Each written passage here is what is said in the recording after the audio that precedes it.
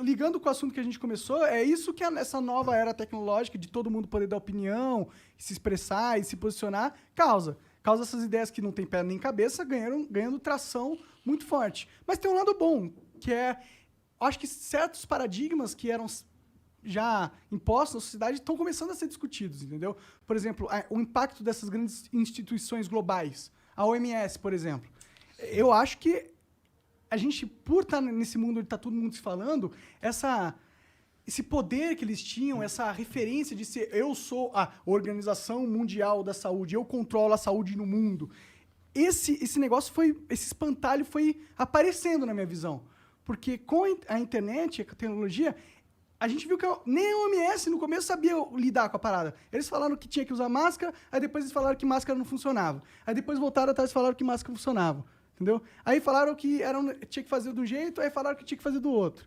Entendeu? Aí você falou, porra, os caras são os caras que eram para ser a referência máxima de saúde no mundo, e eles aqui na internet estão passando de palhaços, pô. O problema é que assim, não. Primeiro, essa coisa da máscara, especificamente, da gripe espanhola já se discutiu máscara. Então, o fato é que a gente normalmente não aprende muito coisa com a história. O próprio Hegel, aquele filósofo do final do 18, começo do 19, que criou a história da dialética lá, ele dizia, uma das coisas que a gente aprende com a história é que a gente não aprende nada com a história.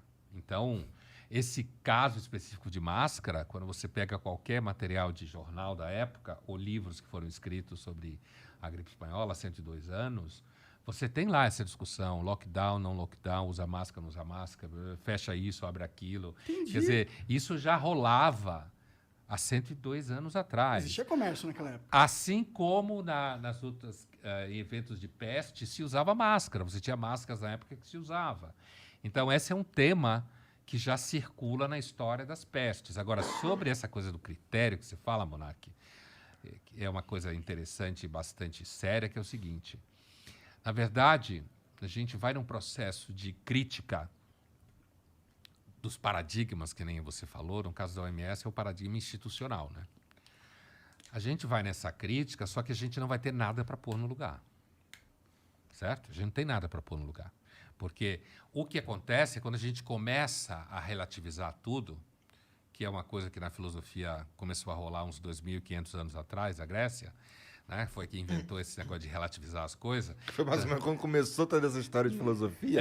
Mais ou menos, né? Mais uns 2.500 anos atrás, que começou a questionar, eles não usavam a expressão relativizar, mas essa coisa de dizer que a verdade depende do ponto de vista de cada um, a democracia era corrupta em Atenas, tinha gente que fazia conspiração, roubava no voto, tinha fraude, toda essa conversa que a gente tem hoje, há 2.500 anos atrás, já aparecia em Atenas, né?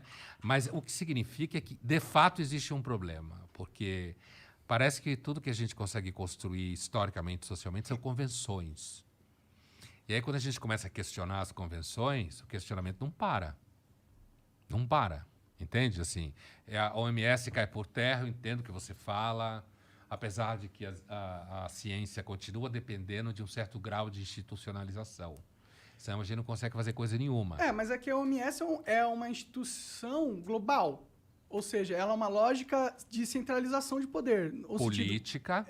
Super política. Super política. Inclusive. E eu acho que poderiam existir, sei lá, 20 OMS, tá ligado? 20 referências em saúde, e aí cada uma com o seu valor institucional. Eu tenho medo não, eu fico com o pé atrás, eu acho que é uma pegadinha política esses órgãos institucionais globais, entendeu? Tipo ONU, OMS, esse negócio que ninguém controla e o mundo inteiro controla. Tipo, eu não acho que essas são instituições democráticas, entendeu? Eu não acho que elas realmente estão pensando no mundo pro melhor do mundo.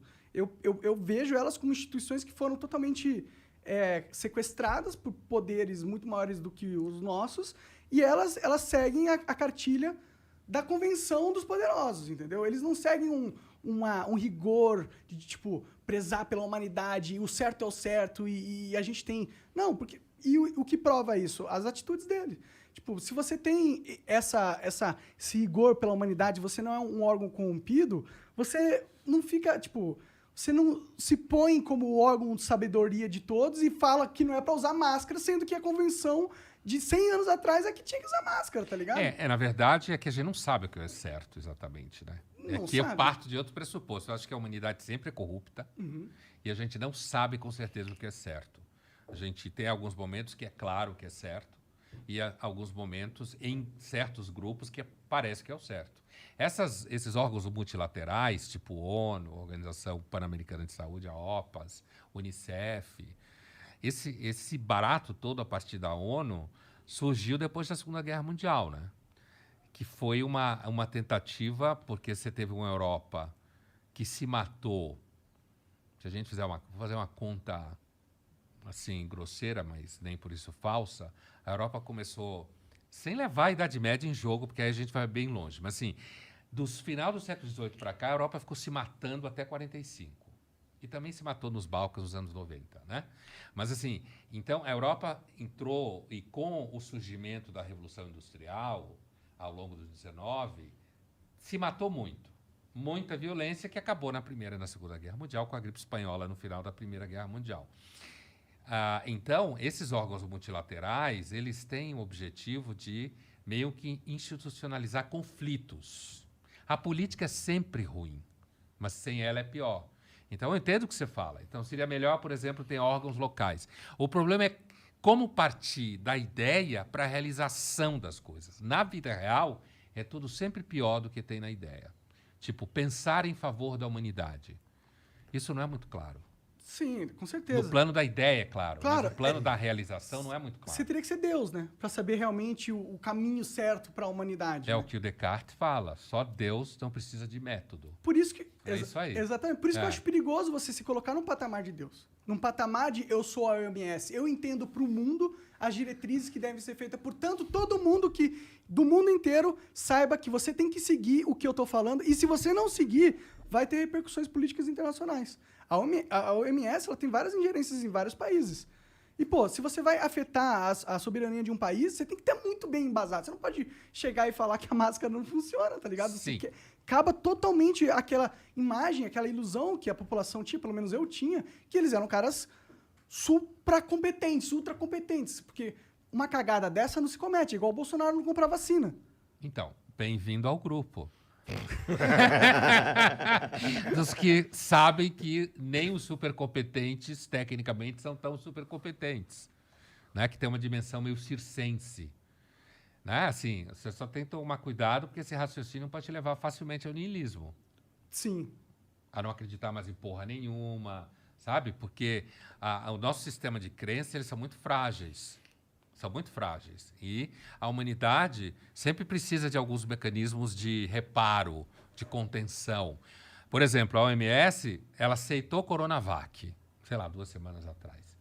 Na medida que ela aceita a Coronavac, significa que quem tomou a Coronavac pode ir para a Europa.